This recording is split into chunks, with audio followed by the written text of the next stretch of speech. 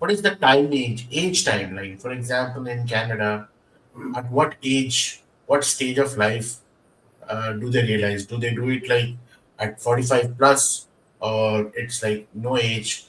Because the reason I'm asking this, because jobs are also not that long anymore. A career of 20, 30 years is now seen, it's not, it's very difficult to have a career of 30, 40 years. And I mean, even the kind of amount of money you get, there's a phase of life where you are earning more than while the ones you start is very less. When you start, it is very less. So, what is your experience in the last 3 decades? Because world has changed. People, various type of background of people have changed. How they have made money, that has changed. Internet has come. Business through online has come. So, what is your experience in that zone? I have noticed a lot of those questions basically coming from people within 10 years of retirement. So, let's say mid 50s.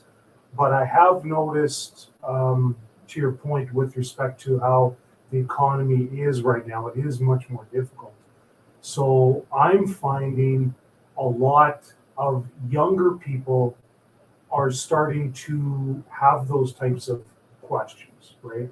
And if there's any good thing that could come out of it, is it is making them ask these questions at a much earlier age, which is a good thing because they can, use that additional time to do better things for them, later on.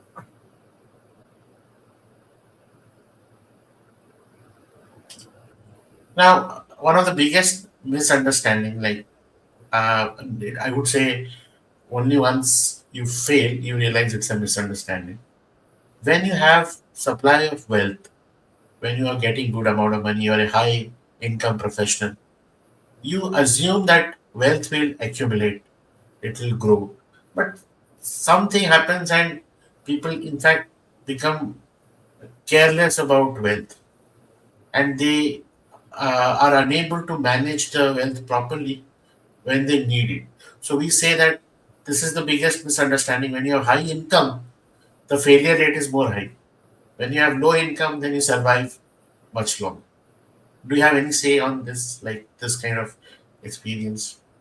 People who go bankrupt, people who, uh, you know, I notice this with a lot of people, and I think it essentially boils down to the fact that people don't um, respect money as much as they probably should.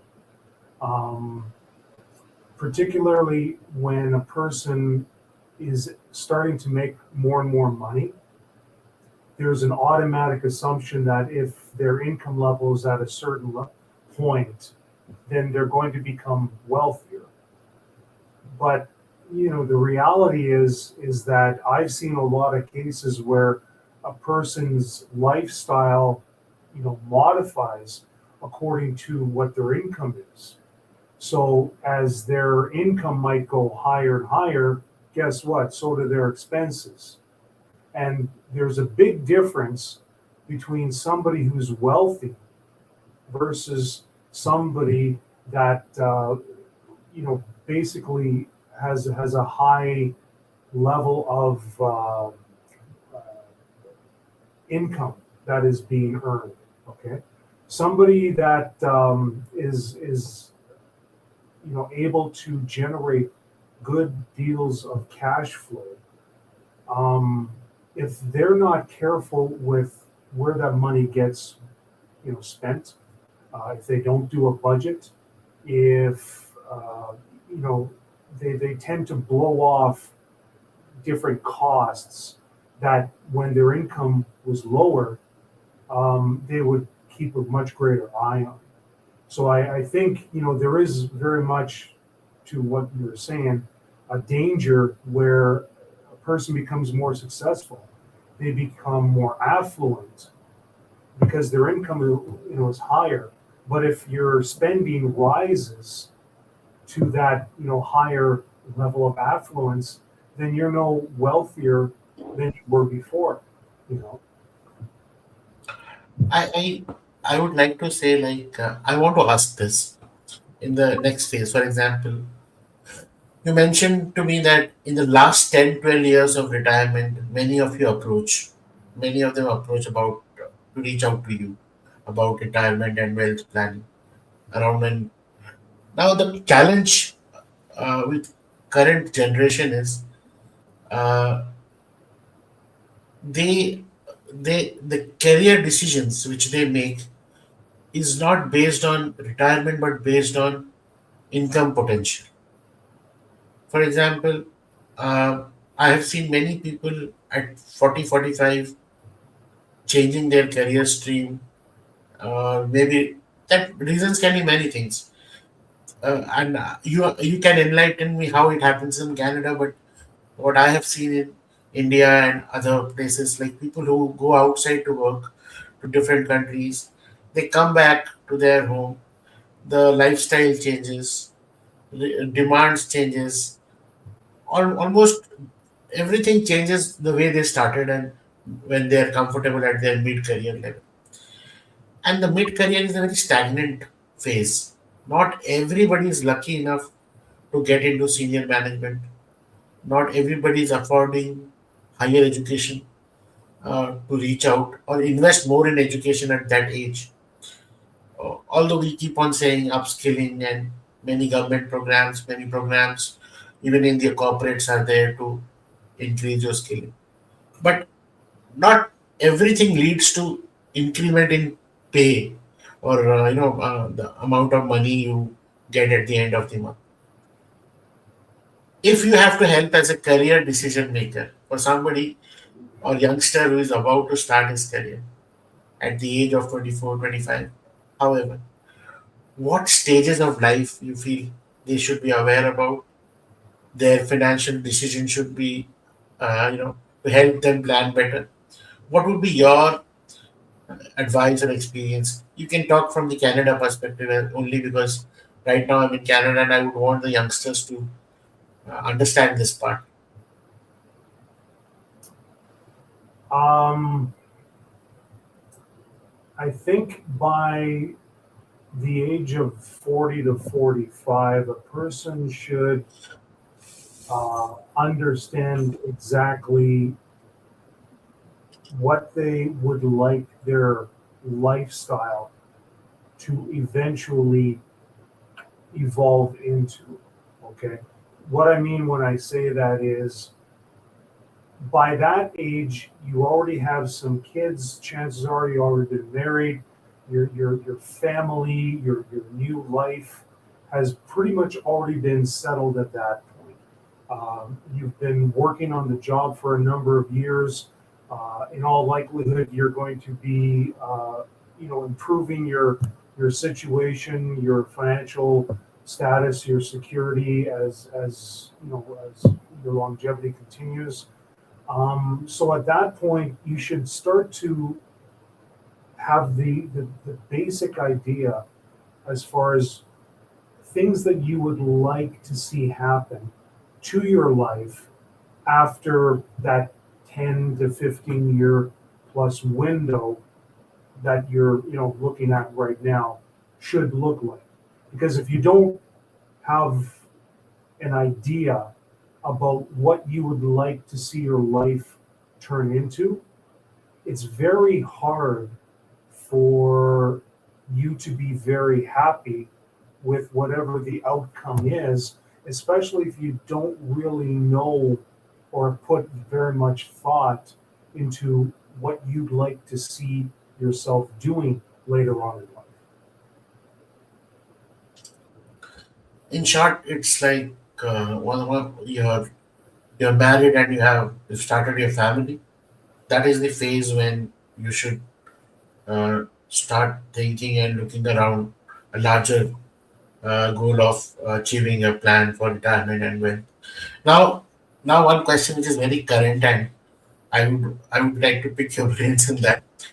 We all know the reality of what's happening in current market and all the inflation and various uncertainties which from the last 5 years have happened in Canada, in globally everywhere.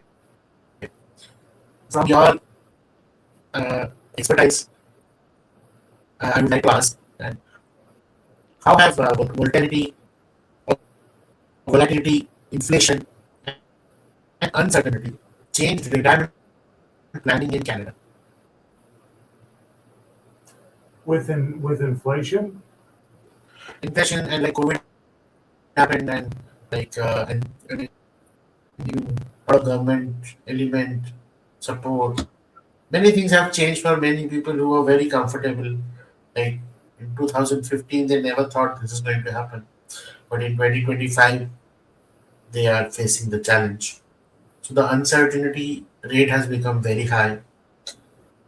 So what if somebody has to look about this decision today? What would your thought and what exactly you would help them to look around for, rather than just going to internet and searching help me retirement plan for my retirement?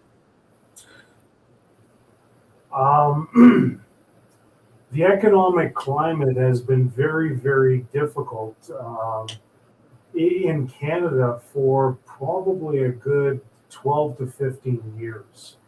Um, I've certainly noticed not only in and around our province, but I talk with a lot of business owner operators from one coast of the country to the next, and I do hear a similar type of theme from them consistently. And I've heard this actually being mentioned more and more often. You know, um, I think it is a very, very unsettling situation where you are being told that inflation is not a very high number. They're currently looking at roughly a 2 to 3% figure that I hear is being cast about. And on the surface, it doesn't sound like it's all that much. But people, I mean, they have less disposable income. And a lot of that is because how the inflation number is calculated excludes certain baskets of goods that people do have to spend money on, but don't fit in that inflation basket, if you will. So what I mean when I say that is there's no thought to the increase in price for gas, for fuel. There is no effect on grocery prices that are increasing. Okay, certainly there's no uh, price difference in terms of housing cost differences from one year to the next. This affects every single person, regardless of their level of income or if they're close to retirement or very, very far from it. And it's these day-to-day items, especially the fuels, the food services in particular, where there has been a noticeable increase in their day-to-day livelihood, and as such, they have far less disposable income than what they would maybe have originally been led to believe. You know.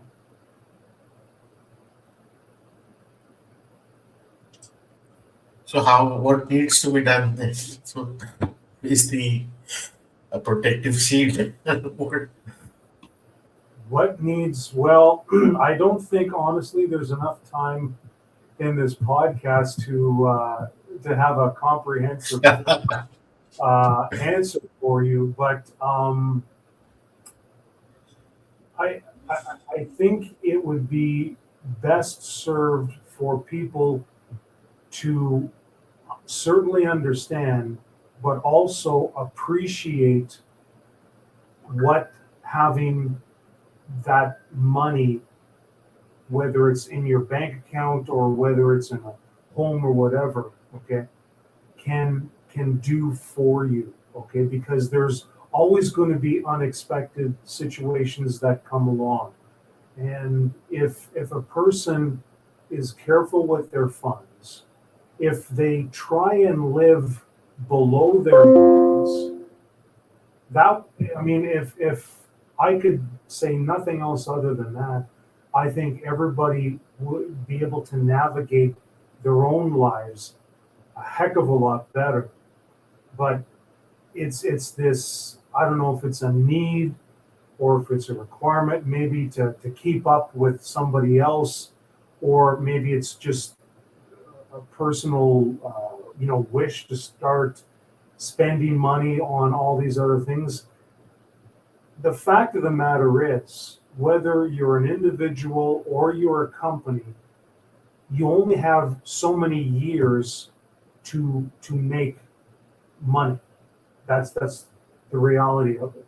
Okay, and you don't want to waste that by and make your life harder by going through the efforts to work and earn that money, only to turn around and spend it on something more frivolous.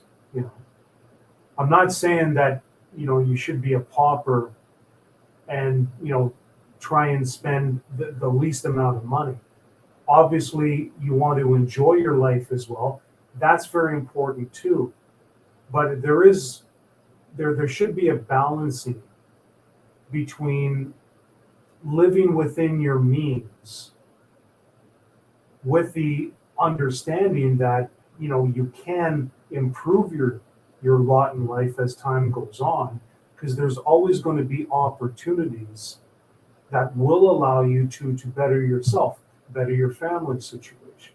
Okay, but that would be the one thing I would like to see a lot of folks do, is spend definitely within their means, and ideally just a little bit below that. So then you're able to save a little cash, because you know as you, I, and everybody else knows, things can change, things happen, and one can never tell when those extra dollars that you've been able to save for yourself might come in really, really handy.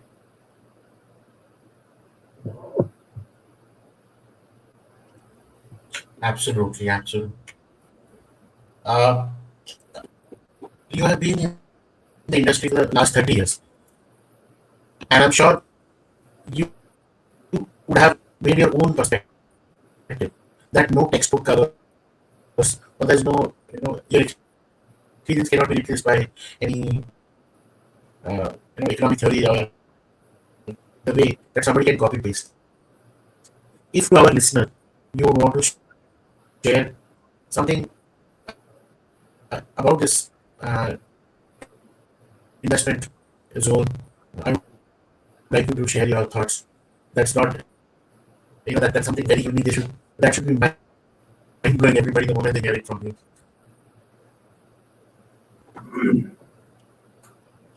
Is there anything in particular that you want me to go, because that's kind of a very wide area here.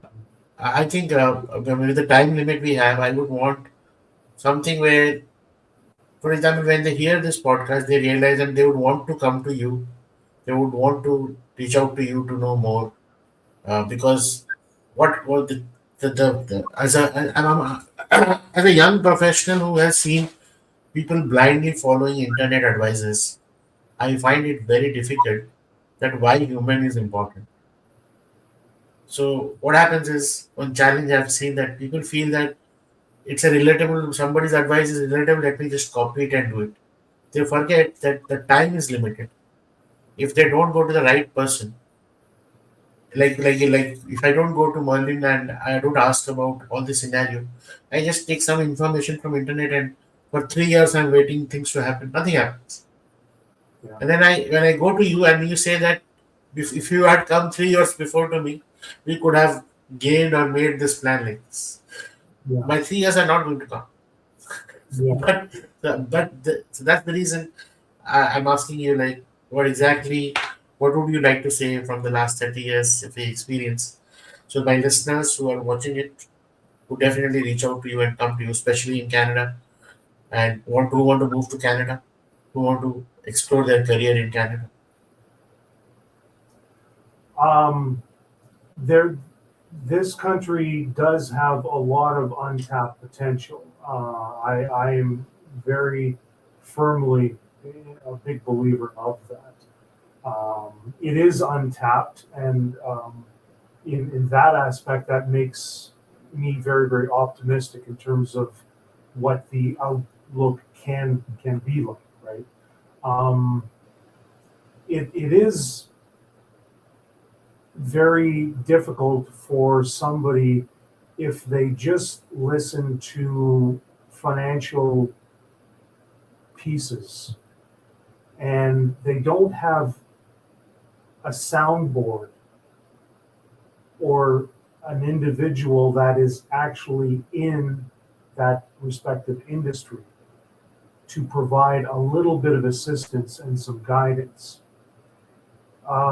Here at what we do, part of our job requirement is to always act on behalf of the person. And there's a lot of times where I speak with a client.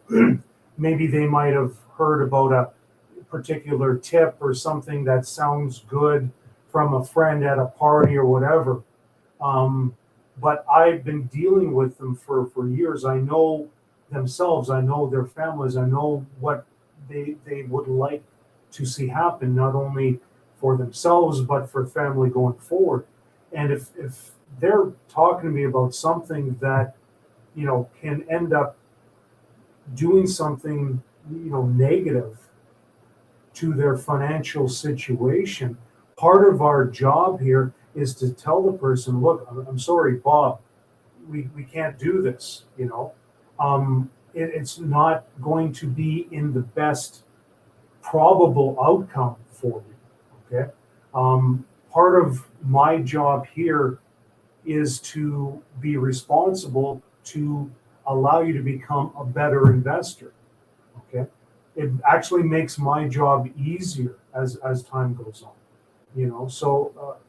I want to make sure that the person getting that information is going to be able to benefit off of that based on the relationship that forms from dealing with a professional in this industry. And it's a big, big difference between, going to just a bank or someplace where that's not their job. A lot of people kind of think that's what the banks do.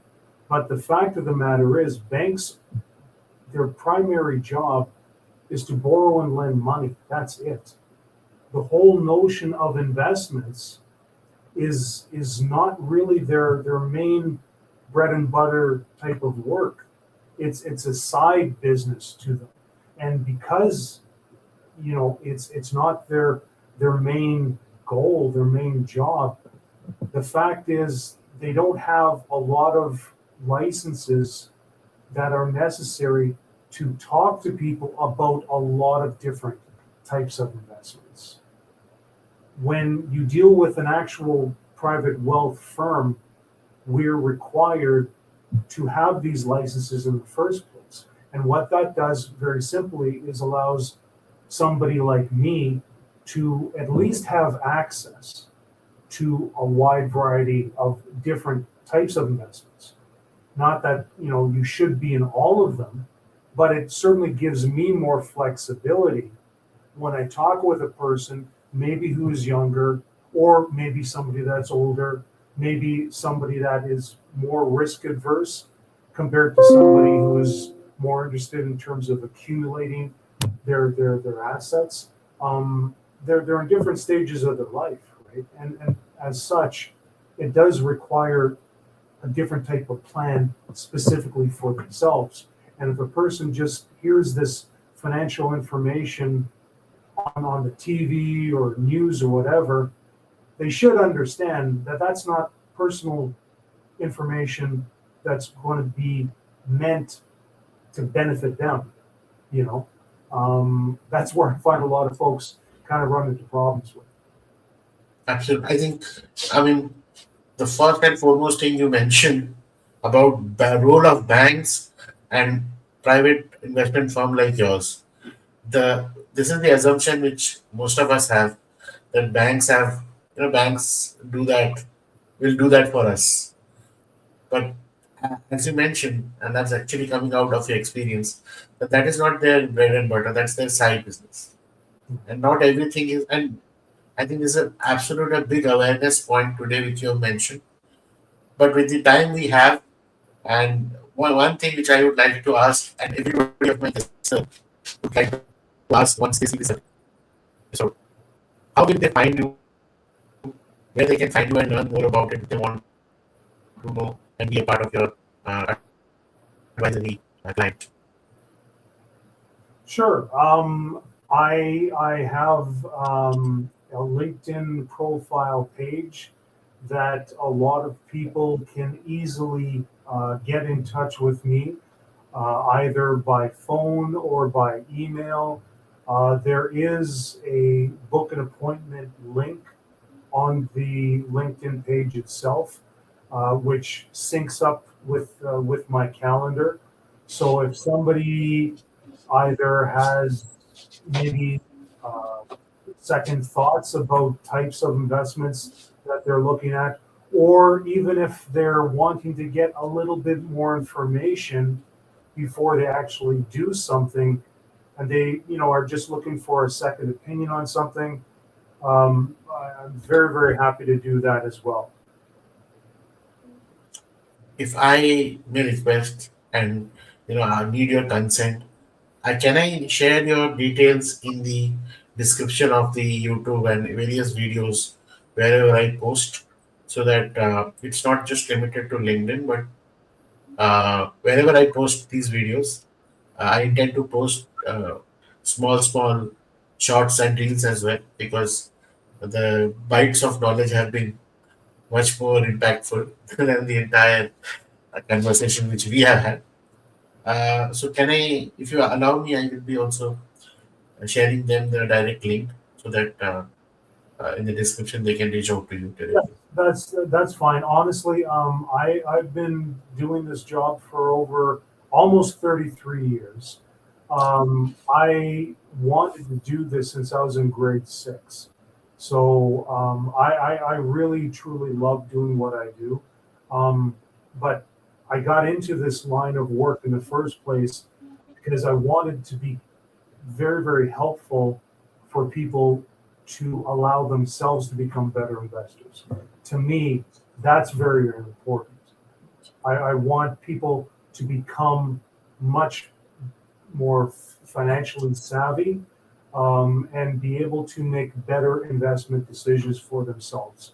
And this area is so important. It affects every single person, regardless of what you do, regardless of what level of education you have.